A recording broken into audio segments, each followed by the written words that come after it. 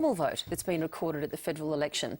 One man who's making those calls is someone who's almost certainly going to be a key member of the incoming government, and that's Malcolm Turnbull, who joins us now from Sydney. Malcolm Turnbull, good morning and thanks for joining us. Yeah, good morning, Virginia. Congratulations on winning your seat again. Are you confident that you'll keep your portfolio? Yes, I am. Okay. Yeah. Now, voting in the Senate is exercising a lot of people, but as I mentioned, the high informal vote is something that you think should be dealt with. What do you think is the problem there, and how do you think it should be dealt with? Well, let's just think about it. There's about 6% of Australians voted informally in the House of Representatives. That is like 8 or 9 federal electorates votes being cancelled. It's so 670-odd thousand voters having their vote go unrecorded.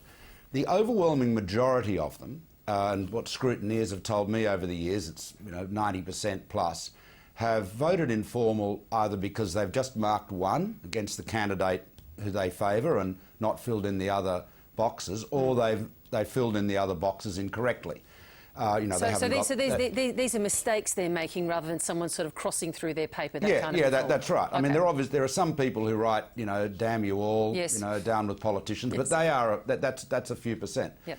Now, I think this is a very, very big issue, and one of the ways that can be dealt with is if we were to consider electronic voting. Now, I hasten to add, this is not a policy pronouncement or anything like this. We have a whole process for dealing with the aftermath of elections. There's a joint parliamentary committee that reviews it. But I think we do have to start, one of our priorities as a new government is to rapidly progress the efficient use of technology to make government more cost effective and to do a better job for citizens, and also to enable Australian businesses and households to be more productive. But now, is electronic voting error-free? Well, you'd never say anything is ever free, but the current system, Virginia, is fraught with errors. I mean, there are a large number of people who vote fraudulently, in the sense that they go to the polling place and say they're someone else. Now, I think most of them do so honestly. They vote for a friend who was away or who was sick. And I mean, when I first ran for Parliament in 2004, the number of people who came up to me in the street and said, "Oh, I'll be away on polling day," and I said, "OK, well, you can vote pre-poll or you can get a postal vote." And they would say, "Oh, don't worry, I'll get my girlfriend to vote for me, or my brother or my sister." I was shocked. So I think we underestimate the extent to which there is improper voting. Now, the virtue of, getting back to the informal vote, the virtue of an electronic voting form is that it would be like voting, and I'm not suggesting this be done over the internet. You can do this in the polling booth, a closed network, so it can't be hacked into from the internet. And if you misnumbered your boxes, the application would say, "You haven't filled in your form correctly, it's an informal vote. Do you wish to cast an informal vote?" And if you said yes, well, that's your choice. But most people would go, "Oh gosh," and they'd fill it in correctly. Okay. Now the Senate is a somewhat... So I think that would make a huge difference to the House of Representatives elections. Of course, another issue that people always raise is to say, well, why don't you make it optional, preferential, as they do in some of the states, including my own New South Wales. Well, that might be the discussion for the Senate paper as well, which the discussion seems to be building towards. On that basis, and given how everyone seems to be quite preoccupied by this, some key personnel are missing now from that joint committee, standing committee on electoral matters. How quickly will that committee be reconvened? Oh, well, it gets reconvened. I've never sat on it myself, but it gets reconvened. Would you like to sit on that committee? Well, I'll be a minister, I expect, so it wouldn't be.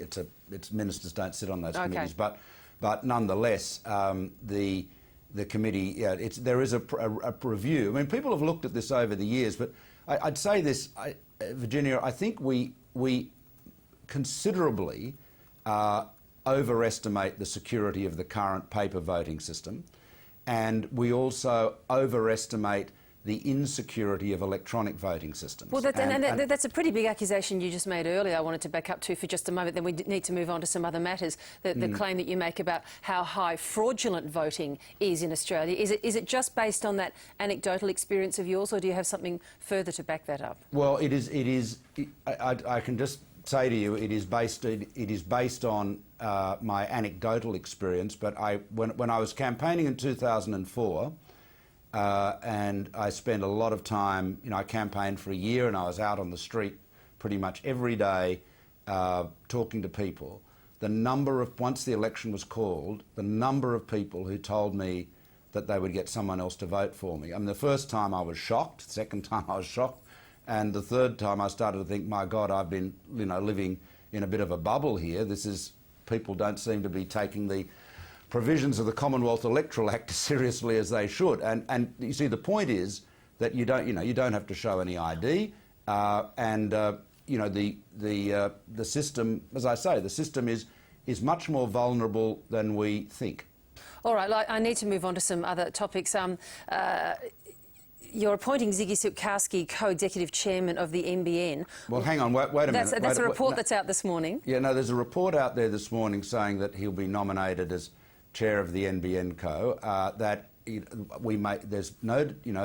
decision would be taken by a cabinet decision, and obviously, if I'm the communications minister, it'd be my recommendation. But we're making no comment on that. I haven't discussed that matter with the journalist in question. This has been written, by the way, quite a few times. I think it was written up in the Fin Review by David Ramley some months ago, so it's not the first time Ziggy's name has been flagged. He's obviously highly qualified, and I think most people would think would regard him as an eminently suitable person, but no decision has been taken by a coalition government, not least because we haven't even been sworn in yet. So I can't comment on it. Well, can I ask you, is he someone you would like to see in that kind of role? Virginia, I'm not going to play sort of 20 questions. I don't want to be rude, but we've got to be quite clear about this. I cannot comment on board appointments to the NBN Co. The only observation I've made publicly about the NBN Co board is to say that while I have no criticism to make of any of the individuals, it is remarkable that there is nobody on that board who has either run or built or been responsible for building or managing a large telecommunications network. And given that is the core business of NBN Co, that is a singular deficiency. Do you want to have a Royal Commission into the NBN? Our policy says we will have a forensic audit into the NBN, the governance of it, the way in which the policy was developed without any cost-benefit analysis. Why was there no cost-benefit analysis? What advice was received? How accurate has the company been in publishing information about its progress? How responsible were the corporate plans that were published? Were they ever realistic? All of those questions will be subject of a forensic audit. We have not ruled out having a judicial inquiry. That is certainly a possibility, but what I would like to do is get that exercise, which is very important, get that done as quickly as possible, and I think a good forensic audit team may be able to do that more efficiently, more quickly. I mean, obviously a judicial inquiry would be very efficient. They just tend to take a bit longer. If Sophie Mirabella loses in the seat of Indi, and at the moment she's behind, that doesn't leave you with very many women at all on the front bench, does it? In your view, do you have enough? Well, it's in the Liberal Party, our deputy is a woman, Julie Bishop. Yes. I mean, we are not we've never allocated either pre-selections or ministerial positions on the basis of gender. They're allocated on the basis of talent and ability. So yes, but do you think you have enough? Well, that's really a question for the leader, Tony Abbott. But I welcome more women in public life, and a number of women have been elected to Parliament on our side in this election. I mean, Sarah Henderson in Corangamite, Karen McNamara, and Lucy Wicks on the Central Coast here in New South Wales, to name just three. So it's been there's certainly you're seeing more women in Parliament on our side as a result of this election. No, changed language of the opposition since winning government is interesting. Arthur Sinodinos on election night talked of Tony Abbott inheriting a pretty good economy that had momentum. Andrew Rubb talking of the carbon tax, not as the end of the world as we know it, but merely as a symbol, he called it, of an unpopular government. Despite the rhetoric, Tony Abbott saying he'll take things slowly. So there clearly is no fiscal emergency here in Australia, is there? Well, the government has run up record debt. It's run the biggest deficits in our history. It was on a trajectory to keep running up more and more debt and more deficits. So I think, you know, I guess it's a question of opinion, but I think most Australians have been deeply shocked and apprehensive about the level of debt. And so in that sense, I think you can describe that as a fiscal emergency. But, you know, is Australia a financial basket case? Plainly not. We do have a strong economy. We've always said we do, but it'll be a lot stronger with a better government.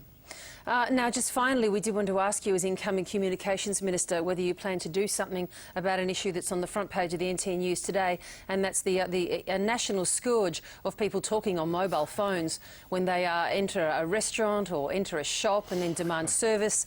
A woman there has been rejected service because she was on the phone while in the chemist. What exactly do you plan to do about this, Malcolm Turnbull?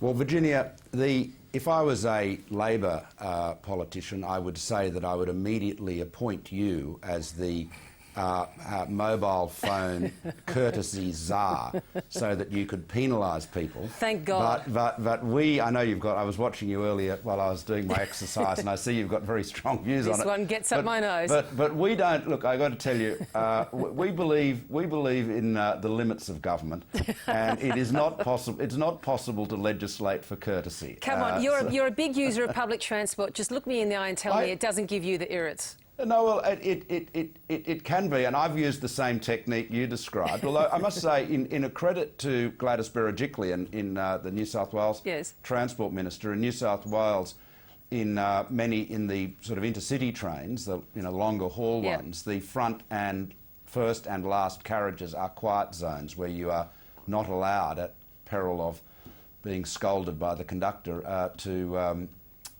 talk on your mobile phone, or listen or play music. But I agree. I think a little bit of social pressure. Perhaps people should be. If you're not prepared to go as far as you did and whisper into the ear of the noisy talker, perhaps a few admonitory glares would be useful. That usually works too. Good to talk to you this morning, Malcolm Turnbull. We'll talk again. Thanks a lot, Virginia. Thank you. And Michael, good to see you.